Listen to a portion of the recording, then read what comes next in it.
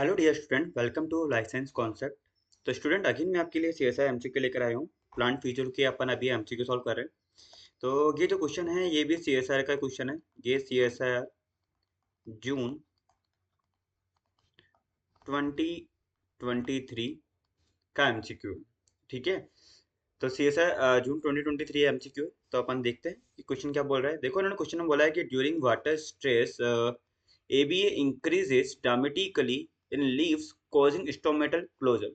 Given below are the various events involved in this process. So ABCD बता रखे हैं इन्होंने। बोला है कि which one of the following option represent the correct sequence of the event evolved। मतलब कि हमें करेक्ट सीक्वेंस बतानी है कि क्या होता है सबसे पहले and क्या होगा। हमें बस इतना सा बताना है। तो स्टूडेंट, ऑप्शन पढ़ने से पहले हमें स्टोमेटा ओपनिंग एंड क्लोजिंग के बारे में थोड़ा देख लेना चाहिए। इसके लिए मैंने यहाँ पे कुछ इमेज दे रखी है ताकि अपन जल्दी से इस क्वेश्चन को सॉल्व कर सके।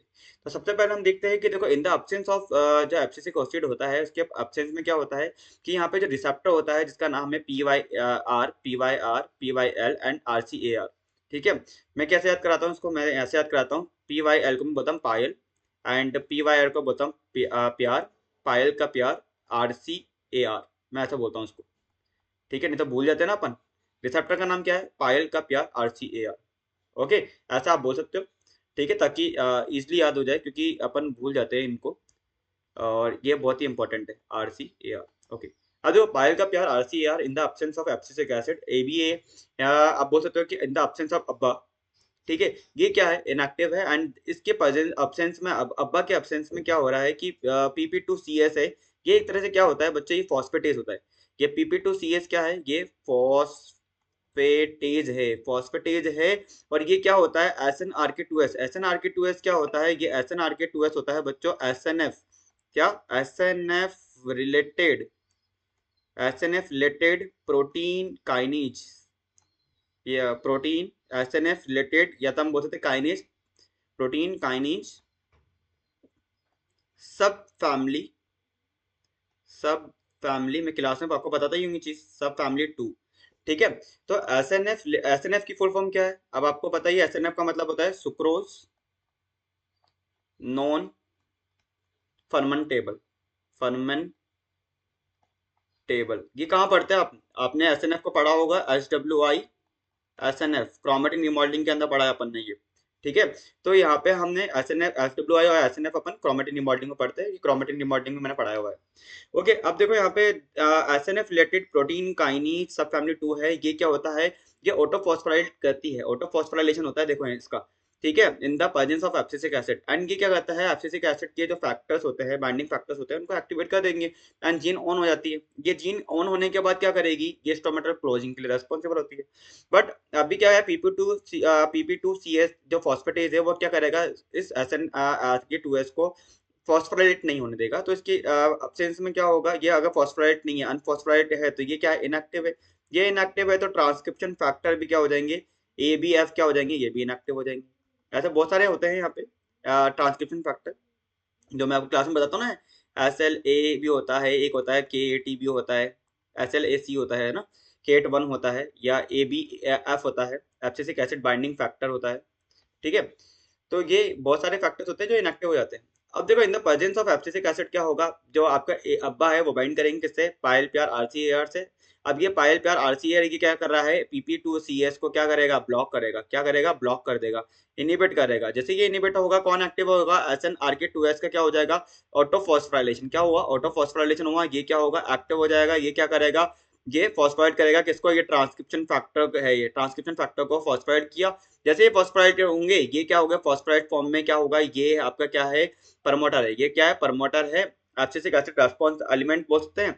या इस पर कौन बाइंड करेगा? एब्सिसिक एसिड रेस्पॉन्स एलिमेंट पे बाइंड करेंगे, एब्सिसिक एसिड रेस्पॉन्स फैक्टर।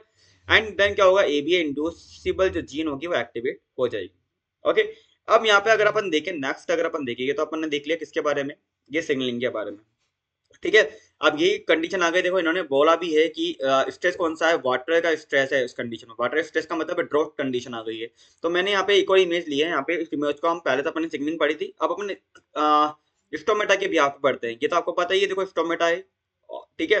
तो नॉर्मल कंडीशन में तो क्या है? देखो, आपको पता है कि एब्सिसिक एसिड नहीं आएगा क्योंकि स्ट्रेस ही नहीं है। तो PYR, पायल P R R C A R, ये क्या होगा, ये नॉर्मल है, इनएक्टिव है। तो PP2C क्या होगा, एक्टिव होगा। SNRK2S को क्या करेगा, ब्लॉक करेगा। ये ब्लॉक होगा तो क्या होगा, एक तरह से सिग्नलिंग नहीं चल रही है। बट अगर जैसे ही सूखा हुआ, जैसे ही क्या हुआ, ड्रॉट कंडीशन आई, सूखा पड़ गया, तो उस कंडीशन में क्या होगा, एब्सिसिक एसिड एक्टिवेट हो गया। जैसे ही एक्टिवेट होगा, ये क्या करेगा, पायल पी आर आरसीआर से बाइंड करेगा। जैसे बाइंड करेगा, PP2CS को क्या करेगा, ब्लॉक करेगा। SNRK2S का क्या होगा, ऑटोफॉस्फोराइलेशन होगा, और वो क्या करके जाएगा, ये आगे सिग्नलिंग कंटिन्यू कर देगा। NADPH जो ऑक्सीडेज है, इसको एक्टिवेट कर सकता है ये, और ये क्या करेगा, H2O2 को ये देखो एक्टिवेट कर रहा है, ये आगे जाके MPK4 को एक्टिवेट करेंगे। ठीक है, तो ये फर्दर अपने सिग्नलिंग ऐसे चलाते हैं। एक तो ये हो गया। अब देखो एब्सिसिक एसिड के प्रेजेंस में और क्या होता है, ये एक डायग्राम से समझने की बात नहीं है, बहुत सारा समझना पड़ेगा। CSI ने क्वेश्चन को कंबाइन किया है। ठीक है, अब ये सिग्नलिंग तो क्यों चल रही है, क्योंकि हम हमेशा क्या करते हैं, स्टोमेटा क्लोज कैसा होता है, तो स्टोमेटा क्लोज करने के लिए सबसे पहले सिग्नलिंग हो रही है।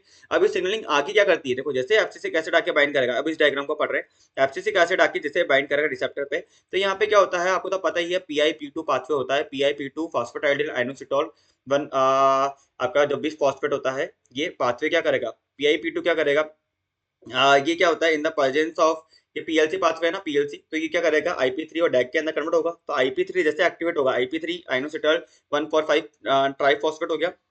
ये क्या करेगा, यहाँ पे क्या IP3 के चैनल होंगे वैक्यूल के, यहाँ पे ये कैल्शियम 2 को बाहर निकाल देंगे। सबसे पहले क्या हुआ, सबसे पहले एब्सिसिक एसिड ने बाइंड करा, बाइंड करने के बाद क्या हुआ, बाइंड करने के बाद ये क्या करके जाएगा, IP3 है, IP3 क्या करेगा, देखो यहाँ पे फॉस्फोलाइपेज C पाथवे है, PLC क्या करके जाएगा, PIP2 को कन्वर्ट करेगा किसके अंदर, IP3 और डैग के अंदर, जैसा अब अपन सेल बायोलॉजी में पढ़ते ही है, सेल सिग्नलिंग के अंदर पढ़ते ही है। देन क्या होगा, IP3 CDAR ये पाथवे है, ये क्या होगा, एक तरह से कैल्शियम 2 को बाहर निकालेंगे। कैल्शियम 2 अगर बाहर आ रहा है, ये कैल्शियम 2 बाहर आएगा तो ये क्या क्या काम कर सकता है, पहली बात तो ये देखो, जैसे कैल्शियम 2 बाहर आएगा, तो ये सबसे पहले ये देखो यहाँ पे ADP को और प्लस फॉस्फेट को इसको ब्लॉक करेगा। ठीक है, पीएच इंक्रीज हो रही है तो H+ चैनल ये भी ब्लॉक हो गए। तो सबसे पहले देखो, सबसे फर्स्ट ऑप्शन में यहाँ पे पढ़ते हैं, सबसे पहले क्या हुआ, बाइंडिंग। सेकंड नंबर पे क्या होगा, यहाँ पे सेकंड नंबर पे हम देख सकते हैं कि देखो, अब यहाँ पे इससे समझ लेते हैं, फर्स्ट नंबर पे देखो बाइंडिंग करी, बाइंडिंग कर ली यहाँ पे। ठीक है, सेकंड नंबर पे क्या हुआ, सेकंड नंबर पे यहाँ पे देखो रॉस एक्टिवेट है या रॉस है। ठीक है, H2O2। ठीक है, अब ये क्या करके जाएगा, देखो कैल्शियम 2 बाहर से अंदर भी लेके आ रहा है सेकंड कंडीशन में। थर्ड कंडीशन में क्या हो रहा है, IP3 गेटेड चैनल है, वो क्या करके जाएगा, कैल्शियम 2 को वैसे भी अंदर लेके आ रहे हैं। फोर्थ कंडीशन में क्या होगा, देखो फोर्थ कंडीशन में कैल्शियम 2 की जैसे कंसंट्रेशन हाई हुई, ये क्या करके जाएगा, पोटेशियम वाले चैनल को ब्लॉक करेगा। पोटेशियम वाले चैनल को, पोटेशियम को बोला अंदर मत आ, क्योंकि पोटेशियम अंदर आते हैं, आयंस अंदर आते हैं तो क्या होता है, और ट्रिगर प्रेशर इंक्रीज हो जाता है। क्योंकि सेल के अंदर क्या हो रहा है, ट्रिगर प्रेशर इंक्रीज हो रहा है, तो सेल क्या हो रही है, फूल रही है, फूल रही है तो टर्जिट हो रही है। तो उस कंडीशन में क्या होता है, गार्ड सेल क्या हो रही है, एक तरह से क्या करती है, आपके स्टोमेटा को ओपन कर देते हैं। बट अब यहाँ पे हमें क्या करना है, आयंस को अंदर आने से रोकना है कि भैया आयन तुम अंदर मत आओ। ठीक है, तो यहाँ पे हमने पोटेशियम चैनल, फिफ्थ कंडीशन में क्या करा, हमने पोटेशियम चैनल को ब्लॉक करा। पोटेशियम चैनल को बोला भैया तुम ब्लॉक हो जाओ, और हमने किसको ब्लॉक और किसको एक्टिवेट कर दिया, देखो यहाँ पे हमने क्या क्या करा है, कैल्शियम 2+, यहाँ पे देखो क्लोरीन वाले को तो हमने बोला है कि भैया तुम भी बाहर जाओ, क्लोरीन तुम भी बाहर निकलो। ठीक है, पोटेशियम तुम भी बाहर निकलो। ठीक है, अब पोटेशियम को भी बाहर निकाल रहे हैं, अब पोटेशियम को बाहर निकाल लेंगे, देखो यहाँ पे पोटेशियम को वॉक्यूल से बाहर निकाल रहे हैं, क्लोरीन को वॉक्यूल से बाहर निकाल रहे हैं, एंड हम क्या करके जा रहे हैं, कैल्शियम 2+ के कंसंट्रेशन को इंक्रीज कर रखी है हमने। तो इस वजह से क्या होगा, आयंस जैसे बाहर जाएंगे, आयंस जैसे बाहर जा रहे हैं, तो उस कंडीशन में क्या होगा, सेल को जो टर्जिट प्रेशर लग रहा था वो नहीं लगेगा, एंड सेल क्या हो जाएगी, एक तरह से अपनी नॉर्मल कंडीशन में आ जाएगी, एंड वो क्या होगा, स्टोमेटा क्या हो जाएंगे, एक तरह से क्लोज हो जाएंगे। तो सबसे पहले यहाँ पे क्या हो रहा है, क्या opening of the plasma membrane calcium 2+ permeable ion channel and elevation of cytosolic calcium 2+, ऐसा तो कुछ नहीं होगा। सबसे पहले ये तो बहुत ही बात की बात है, सबसे पहले एब्सिसिक एसिड को आने दो, एब्सिसिक एसिड को PP2CS को ब्लॉक करने दो। तो यहाँ पे क्या है, यहाँ पे देखो activation of plasma membrane anion channel, efflux of anions and potassium ions, ऐसा भी नहीं होगा, ये तो बहुत बात की बात है। तो सबसे पहले क्या होगा, binding of abscisic acid to cytosolic abscisic acid receptor and inhibition of activity of type 2C protein phosphatase, मैंने कहा था ना PP2CS क्या है, फॉस्फेटेज है। क्या सबसे पहले बाइंडिंग करेगा एब्सिसिक एसिड रिसेप्टर से, एब्सिसिक एसिड डेफिनेटली इनिबिट करेगा activity of type 2C protein protein phosphatase, yes. तो सबसे पहला आएगा हमारा C ऑप्शन। उसके बाद क्या है, अब देखो C ऑप्शन कहाँ दे रखा है, ए, तो ये A ऑप्शन को एलिमिनेट करो, बी को भी एलिमिनेट करो। अब देखो या तो CDBA होगा या CDAB होगा। अब CD है तो मतलब D तो पहले आएगा आएगा। तो सबसे पहले क्या होगा, डी में क्या है, phosphorylation and activation of NADPH oxidase RbOH and formation of apoplastic ROS। तो देखो मैंने यहाँ पे बोला था, देखो यहाँ पे देखो इस वाले कंडीशन में देखो यहाँ पे, तो ABA बाइंड करेगा पायल प्यार RCR रिसेप्टर से बाइंड करा, PP2S को ब्लॉक करा, जैसे ब्लॉक होगा SNRK2S ने क्या करा है, NADPH ऑक्सीडेज को क्या करा है, ये देखो एक्टिवेट कर रहा है बच्चों, एक्टिवेट कर रहा है। ठीक है, तो हाँ डेफिनेटली डी ऑप्शन। सी के बाद में कौन आएगा, सी के बाद कौन आएगा, डी आएगा। उसके बाद देखो क्या होगा, उसके बाद अगर अपन देखें यहाँ पे सी के बाद डी है, अब उसके बाद देखो या तो ए बी होगा या बी ए होगा। अब अपन देखते हैं सबसे पहले क्या होगा।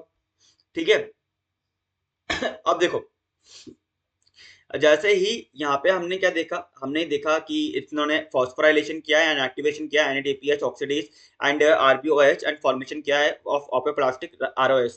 तो इसके बाद में क्या हो रहा है, क्या opening of plasma membrane calcium 2+ permeable ion channel and elevation of cytosolic calcium 2+। हाँ देखो सबसे पहले क्या हुआ, AB ने बाइंड किया, बाइंड करने के बाद क्या करा, देखो इन्होंने क्या करा है, सबसे पहले कैल्शियम 2+ को अंदर भी लेके आ रहे हैं एंड कैल्शियम 2+ चैनल ये देखो वर्कटूल से भी हम क्या कर रहे हैं, बाहर निकाल रहे हैं। तो सबसे पहले ए आएगा, क्या आएगा, ए। फिर देखो बी क्या बोल रहा है, activation of plasma membrane ion channels efflux, कि भैया आयन चैनल जितने भी है ना इनको बोला कि भैया बाहर निकाले आयन। ठीक है, efflux of anion and potassium ion. तो किसको बाहर निकाल रहे हैं, ये देखो एनायन मतलब क्लोरीन को आपने बाहर निकाला, यस। क्या आपने पोटेशियम एनायन को बाहर निकाला, यस। आपने पोटेशियम को बाहर निकाला, यस। तो हाँ अच्छा, तो मतलब यहाँ पे सबसे पहले क्या होगा, C D A and B होगा। ठीक है, तो ऑप्शन हमारा क्या हो जाएगा, डी ऑप्शन हो जाएगा, ये भी गलत हो जाएगा। तो बहुत ही इजी क्वेश्चन था, स्टोमेटा क्लोजिंग के ऊपर क्वेश्चन है, बहुत इजी क्वेश्चन है। आई होप आपको अच्छे से समझ में आ गया हो, कोई डाउट ना रहा हो। इनकेस फिर भी कोई डाउट है तो कमेंट बॉक्स पे लिख के बताना कि कहाँ डाउट आ रहा है। एंड अगर क्वेश्चन अच्छे से समझ में आ गया हो तो लाइक करो, शेयर करो, सब्सक्राइब करो। All the best for your exam, bye, take care.